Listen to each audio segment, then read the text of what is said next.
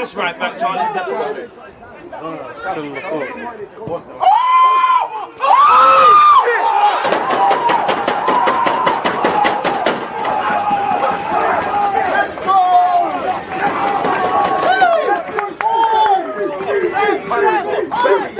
People deluded, I'm back again. Come on, Ian, bro. Come on.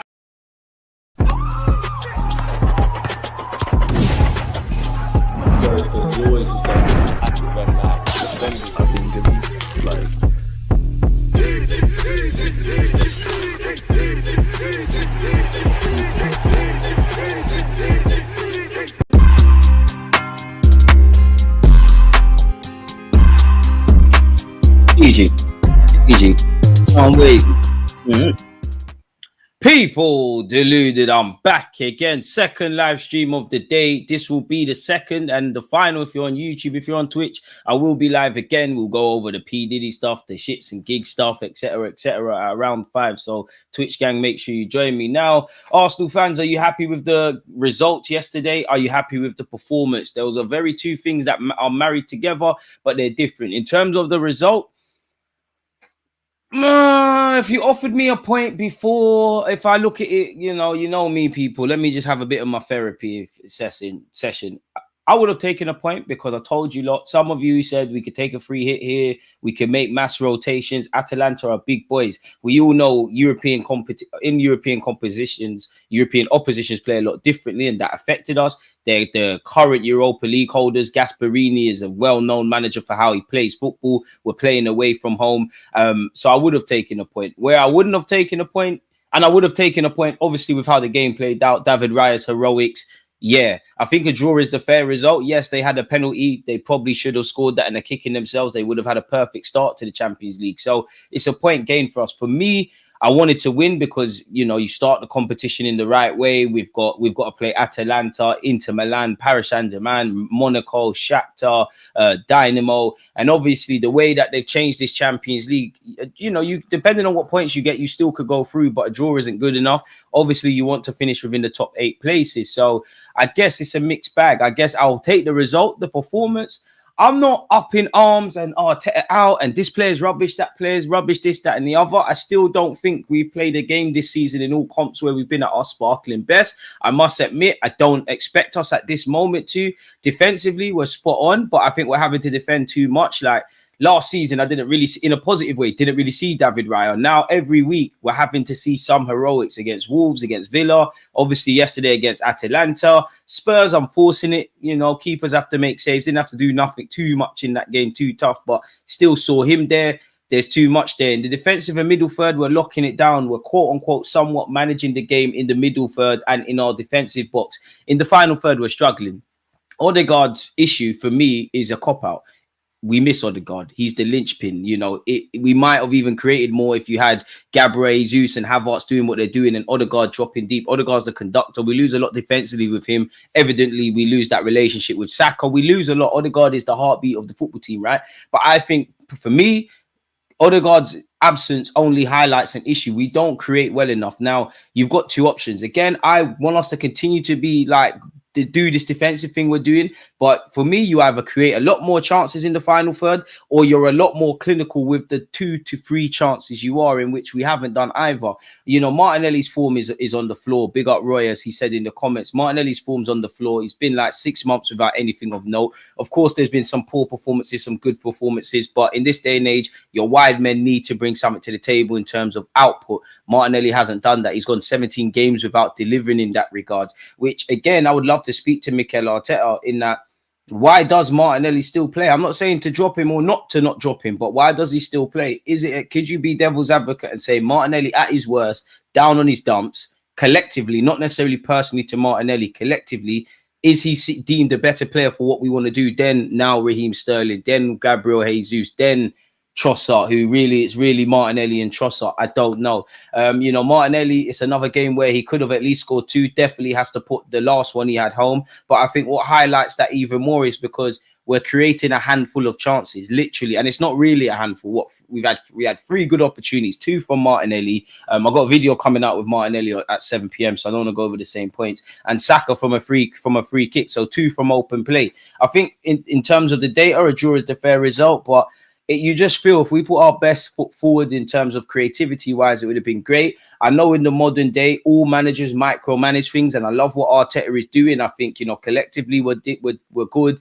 and he's given everybody a specific job on that pitch individually for the greater good of the collective, especially our front three. But I do wonder how much do we, life is about a fair exchange, innit? It's give or take. How much do we lose in terms of that intricacy in the final third, that healthy bit of randomness? Because we're missing that spark, really and truly. We really are.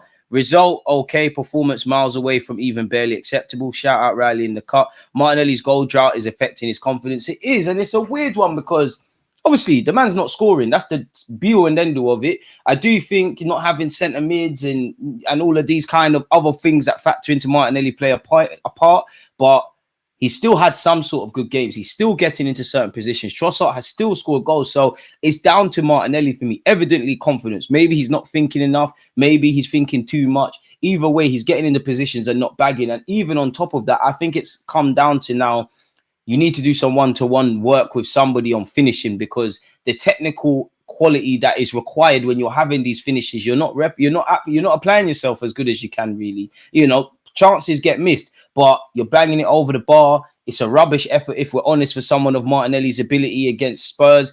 Probably needs to call Thierry Henry or Ian Wright or Dennis Bergkamp or someone to help him with those things, if I'm honest with you.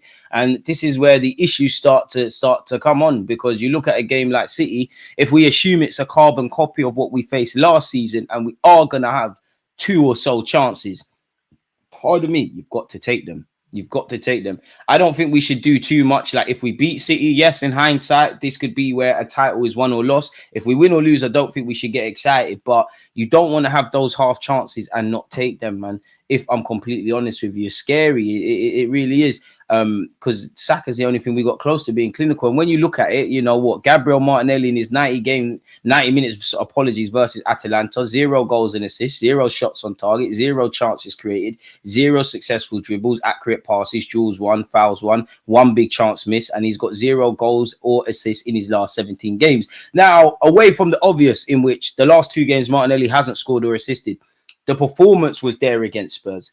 It wasn't there against Atalanta. Now, you could caveat that and say the performance was there against Spurs for everybody. The performance, big up Inner Circle, because he's articulated it perfectly. The performance wasn't there against Atalanta. I don't know. And I like the fact that Mikel Arteta wants defensive stability. I personally believe if Mikel Moreno was fit tomorrow, people, Declan Rice, you go back to the 6 and you see the areas you saw Mikel Moreno getting in last night. That's where, Rice getting in last night. That's where you want Mikel Moreno. But, you know, Raya's having to go long. Cool, we're winning the first and second balls at times with Havertz. We're trying to find Declan Rice making that run forward. You know, I did think initially Kai Havertz and Gabriel Jesus, they were up for it. They're kind of here, there and everywhere. But in terms of that quality, that dictating the tempo, that really and truly just creating chances, it weren't there for me personally. In fact, the first half, I was okay with the performance, if I'm honest with you. I think defensively we did well. Midfield, we did well. I think we pressed when we could. I think it was there. The only thing we weren't doing is creating. I think we fell off a cliff. We lost a lot of control and balance in that second half. And then, you know, I think we was kind of rattled again via the penalty shout, let alone the penalty miss. Smash the like button. Big up yourself, Jamie, in the cup, man. Big up yourself. I agree about Martinelli that he's out of form, but remember we was covering for Zinchenko last year, but now we have Timber. Martinelli just needs to buck up his ideas. It's all on Martinelli. You're right. You've got Timber. And at the end of the day, I don't think Martinelli's missed these chances because you haven't got a consistent partner at centre midfield, because you haven't got Zini anymore or whatever, or Granit's not there. You're missing the chances on you. I'm always going to back the lad. I believe in the lad. But things need to change, man. You need to buck up your ideas and buck up your ideas immediately, if I'm completely honest, because for your ability, it's unacceptable. But yeah, at 7 p.m, I've got a specific video coming out with that. Emergency meetings are due. Obviously, on Sunday, people, we know it's Manchester City against Arsenal, so make sure you join me for that one. The Athletic had a great piece, I feel, in relation to Kind of what we all saw against Atalanta. And again, Atalanta bopped Liverpool. Pep Guardiola once compared playing Atalanta to going to the dentist. And apparently watching Arsenal build up playing Bergamo was like pulling teeth and hair out. You know, context is important. We know Atalanta are Europa League winners, but that has no relevance. AFTV were blaming Rice for Martinelli's form. Shout out AFTV. I don't think anyone would do that. I'd have to see it myself, but it's on Martinelli now, bro. Like, if Martinelli was having to drop, like you saw in previous years, dropping bare deep, like what happened with Saka, cool. Martinelli's still getting it. Regardless, I don't feel we create enough. Martinelli's still getting these chances. It's on you why you're not putting the ball in the back of the net. You know, I personally think Martinelli, regardless of his form, he needs, obviously, when you haven't scored, you're going to overthink or not think or get caught in two minds about any chance you get. But you need to believe you're going to score. And most importantly for me, and this is the encouraging thing, is Martinelli's not necessarily yesterday, but generally he's still doing everything. It's just about polishing stuff. And it's about having that composure and quality in the final third, which is the difference between him and Saka. Saka's improved in that regards. Martinelli hasn't. And I love Martinelli, but maybe I'm rewriting history and I hope to be wrong. I hope to look back at this live stream in a few years. But I previously thought Martinelli's just down on his luck, and we keep saying the Martinelli from 2 years ago, this, that, and the third. Now I'm starting to believe, from what for the good, bad, what we've seen of Martinelli, and you know, park off that season where he got double figures, right? And excluding that, the whole time at Arsenal, was that just a purple patch in hindsight from Martinelli now? That's what I'm starting to believe. Has Martinelli always been this, and that was just a purple patch? I'm not sure now. It's getting a bit crazy, people. I want to skip through some of these things, people.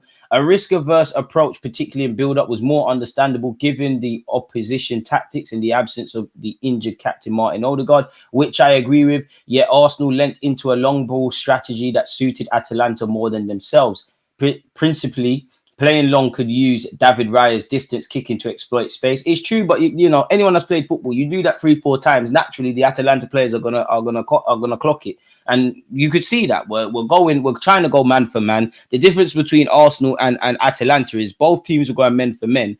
But you saw with the centre backs at Atalanta, they will follow. Like if for example they were marking Declan Rice on an occasional bit of play, they will follow Declan Rice all over the field. Our players, once you leave a certain zone, someone else picks up the piece. So yeah, you know, David Raya was quality, but they again in terms of build-up play, it was lacking in the second half.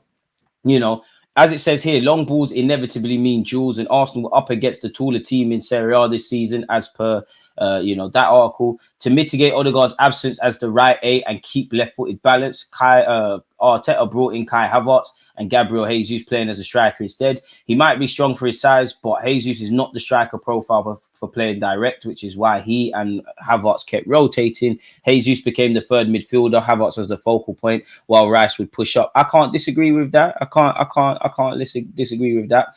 Arsenal played 12% of their passes long.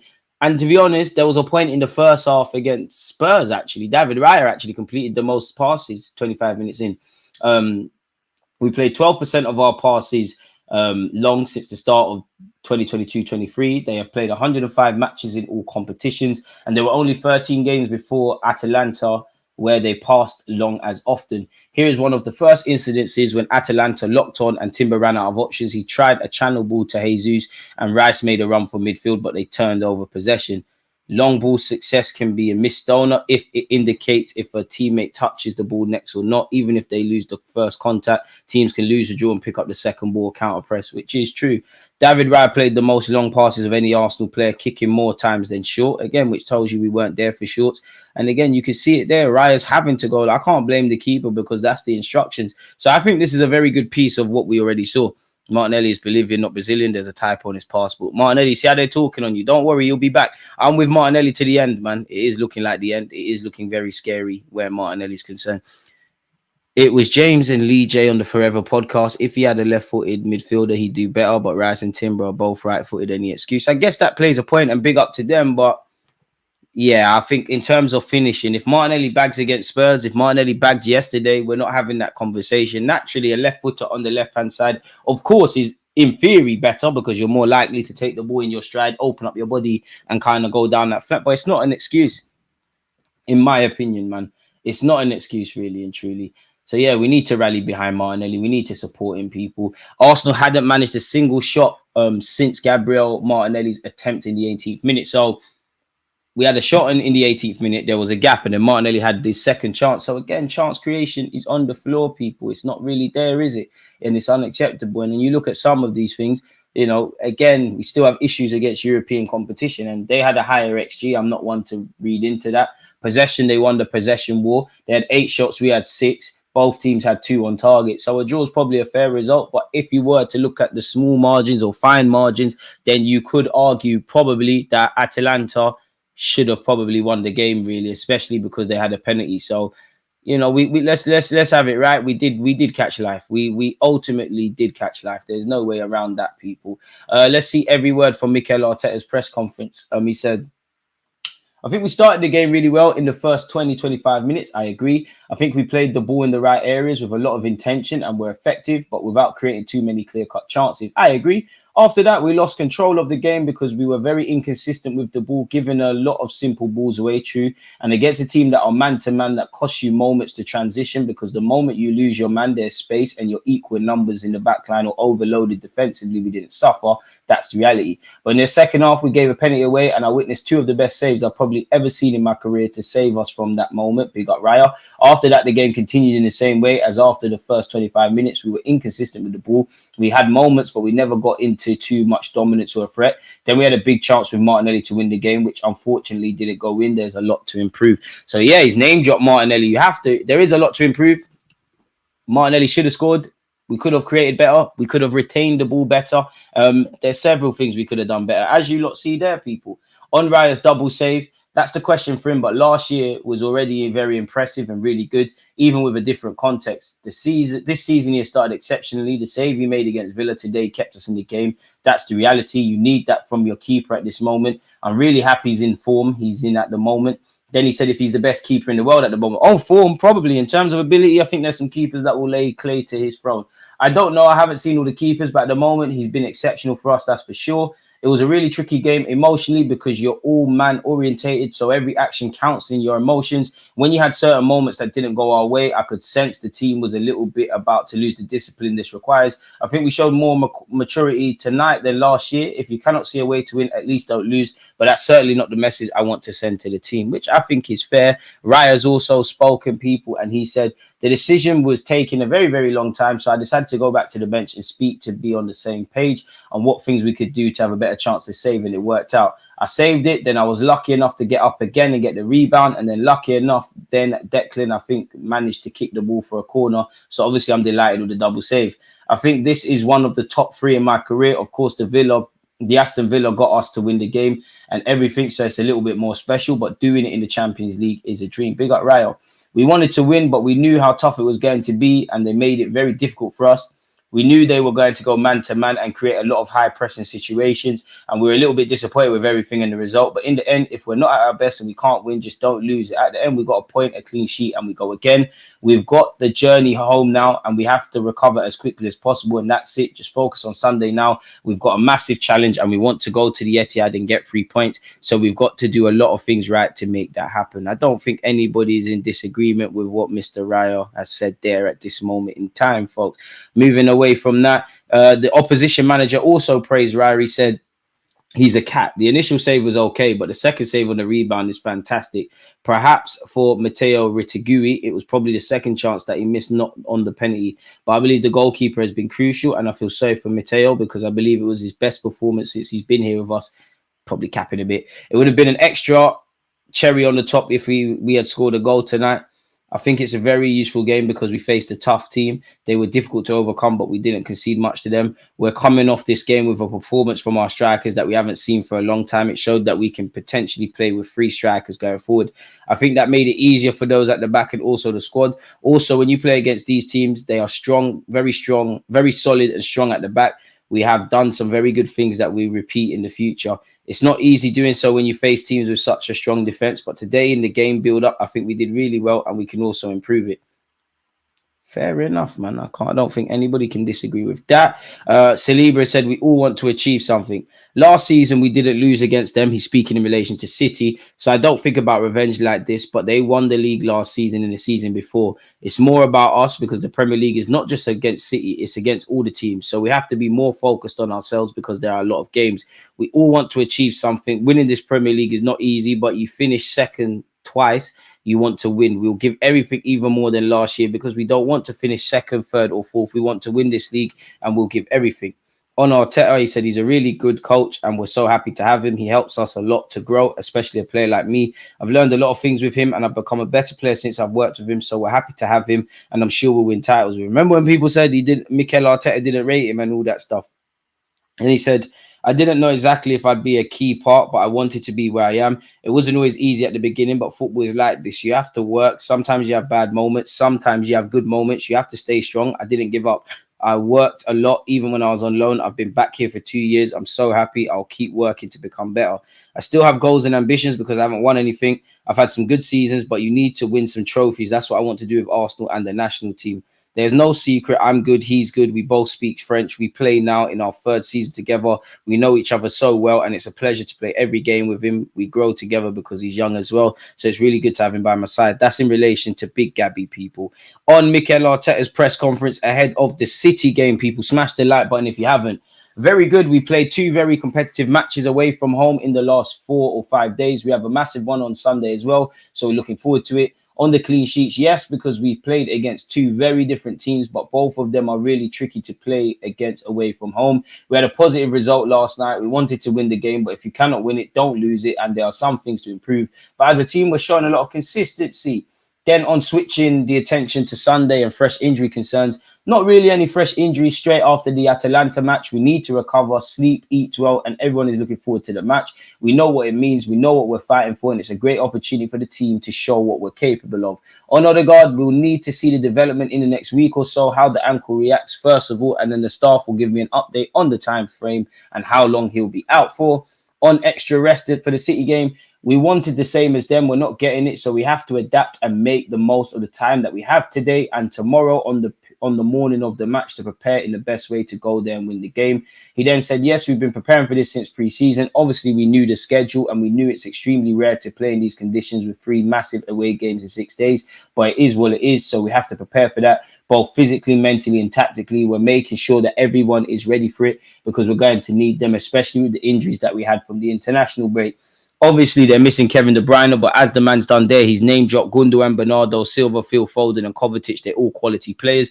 They have a fantastic home record. We all know about our fantastic away record. It's got to be lost sometime. It'd be a shame to lose it on Sunday, and it should give us the world of optimism. Shout out to the 3,000 fans traveling to Man City after the games against Spurs and Atalanta, which has also been in a short time.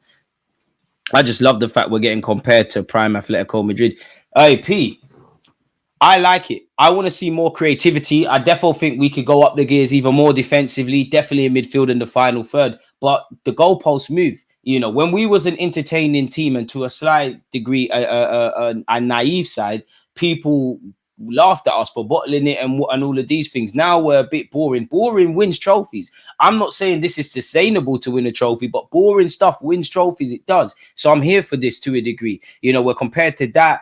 You know, Mikel Arteta's got a long way to go before he can ever match up to Jose Mourinho's credentials in football, but he's being compared to him. Now people are saying we're not entertaining for the neutrals to watch. Who cares? You know, Manchester City, people say they're not entertaining to watch. When you've got 4, potentially even at the end of this season, 5 Prems in a row, 100-odd points, turned this into a Farmers League, who cares? Want it to be boring. And, you know, the fans that are older than me at 29, 1-0 to the Arsenal chance, boring Arsenal. These are things that are required. I don't know if it's sustainable. I love that we're great defensively because that, and to go with Atletico, that tells me we're solid defensively, we're resolute, and we've got mentality, but we need to keep going. We all know that the Prem, the Champs, and the League Cup are all alive and kicking. I enjoy a lot of time in the office and on the training ground, but it is what it is. We want to be in the position that we're in. We dreamed of this years ago, and we're in this position right now. Let's make the most of it and let's enjoy. Big up the women's team. Actually, people, we will be doing a watch along, but you would notice that if I get home earlier from what I'm about to say, I'll go live earlier.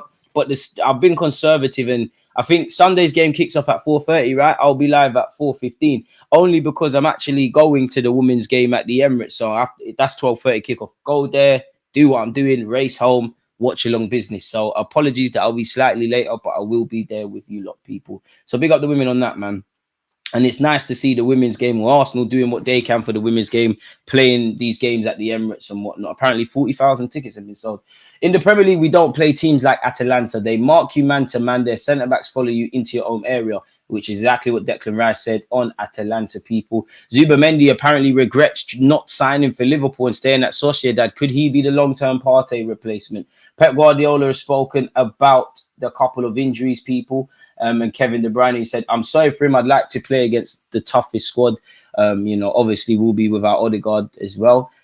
So yeah, man. And he bigged up Sterling as well. And he's actually bigged us up. He said, I haven't got the comments to hand, but he said they're bigger than us. They're taller than us. They're improving year after year. You lot think I'm saying this because it's mind games. And Pep Guardiola is also wary of Arsenal's threat from set pieces, people. Sometimes try to avoid set pieces because statistically, maybe they are the best in the world with how good they work. Many things we have to pay attention to. Fair enough, people. Fair enough. And he expects Arsenal to be Man City's key rivals this season. He said, I don't know the idea of Mikel, how they're going to play. I'll have to read it and adapt to it. But it's another unbelievable team. They defend really well. They don't concede chances. They don't concede goals. They are really good in many aspects. They control everything. They've been the biggest challenge, title contenders the last 2 seasons. They are there and they'll be there for many years because they create a deeper squad, a young team. Is it a deeper squad? So it's another good test, but we are in September. So I'd like to see the team. Many things we are better than the past, even better than the past, how we've done it. We'll see what happens on Sunday. We will indeed, mate. Man City haven't lost a Premier League game since December 2023. Manchester City haven't lost a 90-minute game at home since November 2022. Manchester City haven't lost at home to Arsenal since January 2015. It's time these things are put to an end. Anyone having Mikhail Mudryk? Apparently he's eager to leave Chelsea in search of regular football. He was someone that was linked with us. No doubt will be linked with us again, people, and we do need a wideman. Apparently Arsenal are reportedly interested in signing Ademola Lookman after his performance against the Gunners on Thursday. He's a good player. I like him and I love him, but he didn't really stand out like that against us, did he? Fair enough if you lot disagree. Apparently Arsenal were also impressed by Ederson, the midfielder, who was linked with Liverpool and quite tenacious. Where Lookman's concerned, Liverpool, Newcastle and Spurs also sent scouts to watch Lookman and Ederson during the game, as per the report, with both players potentially set to leave Atalanta in 2015. United are allegedly also admirers of Ederson, and PSG apparently were close to signing Lookman this summer. Arsenal reportedly looking to sign both players as they look to add a new midfielder and a new forward in 2025. Let's see what's being said with Ederson.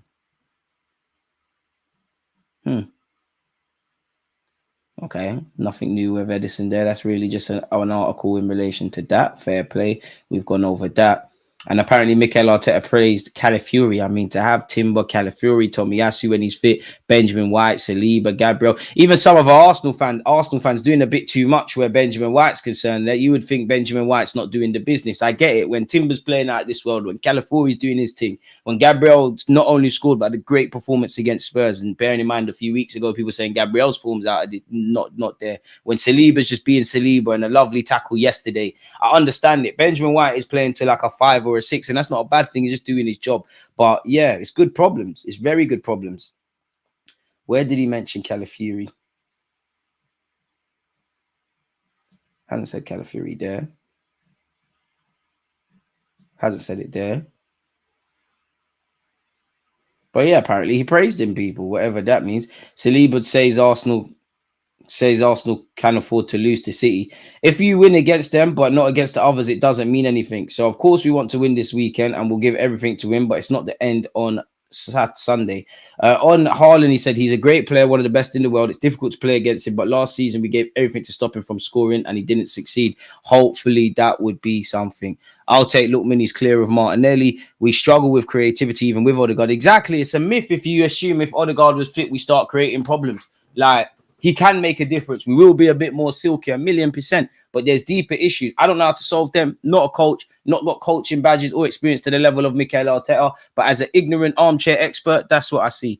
Martinelli should have gone at 50 mins. It's a madness from Martinelli, man. We need to win something. Martinelli needs to be sold. He's overrated. I mean, even if you want Martinelli sold, surely you can't do that anytime soon. I hope he can prove you wrong, man, because I love the lad. Sunday will be a tactics battle. I hope we can finally beat City at home. We're not just Odegaard. I see other players need to stand up. Amen.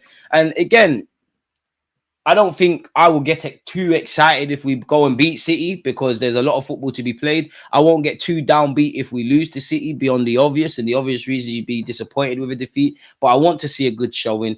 I do want to see us keep a clean sheet, which I think is near enough impossible against City, whether we've done it twice or not. And I want us to take our chances. And it'd be nice to kind of end that hoodoo because every year that goes on, everyone knows now City's record against us in general, much less at their place, is superb. Their record in all comps at the Etihad is superb.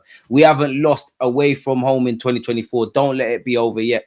If Kevin De Bruyne is not fit, so he shouldn't be used as an example. But if Phil Foden, Bernardo Silva, Haaland, there's a moment of individual brilliance that you can't account for. That's just what great players do. Fair enough. But make sure we defend as well as we can. Make sure we win our midfield battles. And again, take your chances. Because I'm not angry with drawing against City last year. Definitely not. But if I had to scrutinise it, take the half chances, man.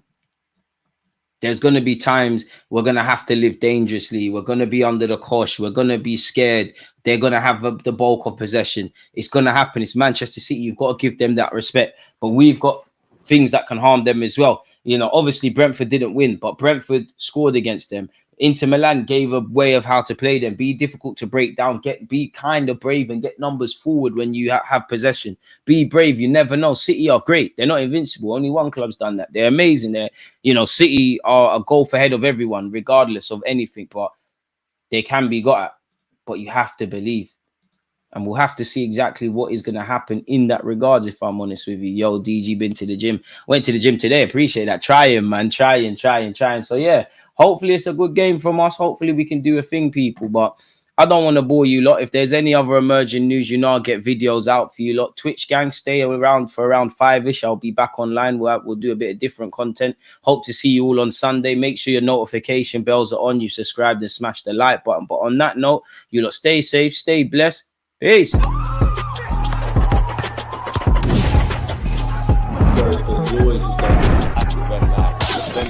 just like,